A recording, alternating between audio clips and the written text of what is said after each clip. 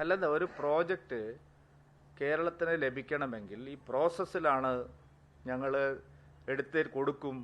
ഇപ്പം തന്നെ നമ്മൾ കേരളത്തിലെ ഭൂമി ഏറ്റെടുക്കലിനെ സംബന്ധിച്ച് ഇന്നലെ റെയിൽവേ മന്ത്രി ഗൗരവതരമായൊരു ആരോപണം ഒരു വസ്തുത ഉന്നയിച്ചിട്ടുണ്ട്. ഇപ്പം ശബരിപാതയുടെ സംബന്ധിച്ചുള്ള വിഷയത്തിൽ എന്താ ഇവിടെ ഉണ്ടായിരുന്ന ഒരു പ്രചരണം? എല്ലാം ഞങ്ങൾ റെഡിയാണ്. പാത ഇരട്ടിപ്പിക്കലിൻ്റെ ആയാലും മൂന്നാം പാതയുടെ കാര്യത്തിലായാലും ഒക്കെ ഇതാ ഞങ്ങൾ റെഡിയാണ്. പക്ഷെ റെയിൽവേയുടെ മുമ്പിൽ വസ്തുതകൾ ഫയലുകളായി ഉണ്ട്. ഇവർ എത്ര പെർസെൻറ്റേജ് ഭൂമിയാണ് എടുത്തു കൊടുത്തിരിക്കുന്നത്? ഇത് തന്നെയാണ് എയിംസിൻ്റെ കാര്യത്തിലും. KSIDCയുടെ കയ്യിൽ 150 ഉണ്ട്, PT ഉഷ സ്കൂളിൻ്റെ കയ്യിൽ 25 ഉണ്ട്, ഇസ്മായിൽ കുറുമ്പയിലിൻ്റെ സംഘത്തിൻ്റെ കയ്യിൽ 100 ഏക്കർ വേറെ ഉണ്ട് എന്ന് പറഞ്ഞാൽ CPMൻ്റെ അവരിപ്പോൾ വാങ്ങി കച്ചവടം എടുത്ത് നിങ്ങൾക്കറിയാമല്ലോ, അഡ്വാൻസ് കൊടുത്തിട്ടിരിക്കുന്ന സ്ഥലം അവരുടെ കയ്യിൽ 100 ഏക്കർ വേറെ ഉണ്ട്. അങ്ങനെയൊന്നും അല്ലെന്ന് ഒരു കേന്ദ്ര മന്ത്രാലയത്തെ സമീപിക്കേണ്ടത്. റിയൽ എസ്റ്റേറ്റ് ലോബി കോഴിക്കോട് ജില്ലയിലെ CPM നേതാക്കൾ എളമരം കരീം സാഹിബ്, മറ്റേ അവിടുത്തെ ഞാൻ നേരത്തെ പറഞ്ഞ പേരുകാരൊക്കെ ചേർന്നിട്ട് അവിടെ എല്ലാം വ്യാപകമായിട്ട് സ്ഥലങ്ങൾ വാങ്ങിക്കൊണ്ടിരിക്കുക. അത് ഒക്കെ തയ്യാറുണ്ട്, ഞങ്ങളൊക്കെ റെഡിയാക്കി വെച്ചിരിക്കുന്നു എന്ന് പറയുന്നതല്ലല്ലോ എയിംസിന് ഭൂമി ഏറ്റെടുക്കുക എന്ന് പറയുന്നത്. അങ്ങനെയല്ല, കിനാലൂർ വരുമെന്നുള്ള പ്രതീക്ഷയിലൊരു വൻ സംഘം. ഇപ്പോൾ കഴിഞ്ഞ ദിവസമൊക്കെ വിവാദമൊക്കെ നിങ്ങൾ വിട്ടോ?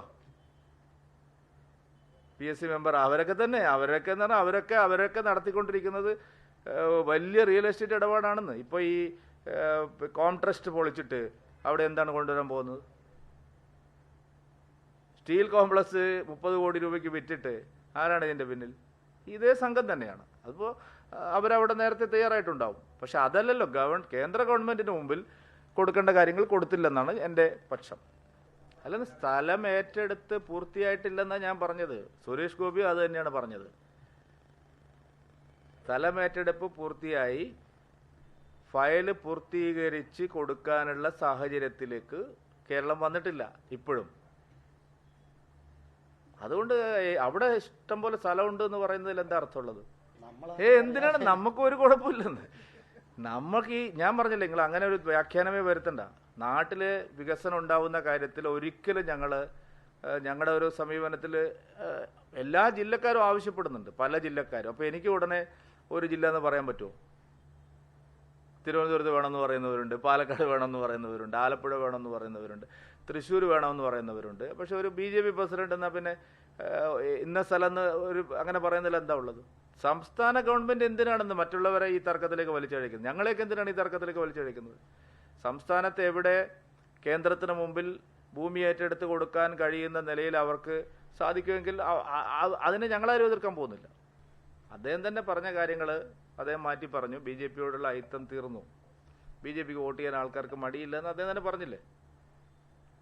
പിന്നെ ഒരു കാര്യം ഞാൻ പറയാം, മുരളീധരനെ പോലെ ഇത്രയും വേഗം തെറ്റിദ്ധരിപ്പിക്കാൻ കഴിയുന്ന ഒരു നേതാവ് കോൺഗ്രസിലില്ല.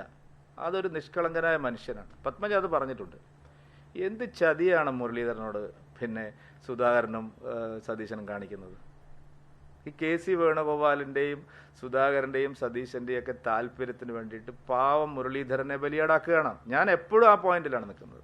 ഒരു കാര്യവുമില്ലാതെ അദ്ദേഹത്തെ പ്രകോപിപ്പിച്ച് കൊണ്ടുപോയി അവിടെ നിർത്തുക. അദ്ദേഹം വേഗം വികാരത്തിന് അടിമപ്പെടുകയാണ്. ചതി എന്ന് പറഞ്ഞാൽ സൂപ്പർ ചതിയാണ്. കരുണാകരൻ്റെ മകനായാലും ഉമ്മൻചാണ്ടിയുടെ മകനായാലും കോൺഗ്രസിനകത്ത് അവരെ പുകച്ച് പുറത്ത് ചാടിക്കാനുള്ള വലിയൊരു സംഘം ഇവിടെ പ്രവർത്തിച്ചുകൊണ്ടിരിക്കുകയാണ്. ഞാൻ പറയുന്നത് ഒരു രാഷ്ട്രീയ ആരോപണമായിട്ട് നിങ്ങൾ എടുക്കണ്ട. കുറച്ച് ദിവസം കഴിയുമ്പോൾ ഇതേ ഗതിയാണ് ചാണ്ടി ഉമ്മനും വരാൻ പോകുന്നത്. ഉമ്മൻചാണ്ടിയുടെയും കരുണാകരൻ്റെയും ആൺമക്കളെ പുകച്ച് പുറത്ത് ചാടിക്കാൻ കോൺഗ്രസിനകത്ത് വലിയ സംഘം പ്രവർത്തിക്കുന്നുണ്ട്.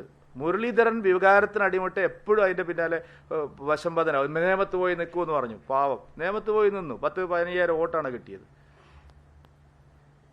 അത് കഴിഞ്ഞിട്ട് പിന്നെ സുരേഷ് ഗോപിയെ തോപ്പിക്കാൻ തൃശ്ശൂരിലേക്ക് വിടുമെന്ന് പറഞ്ഞു. അദ്ദേഹം വണ്ടി കയറി തൃശ്ശൂരിലേക്ക് പോയി.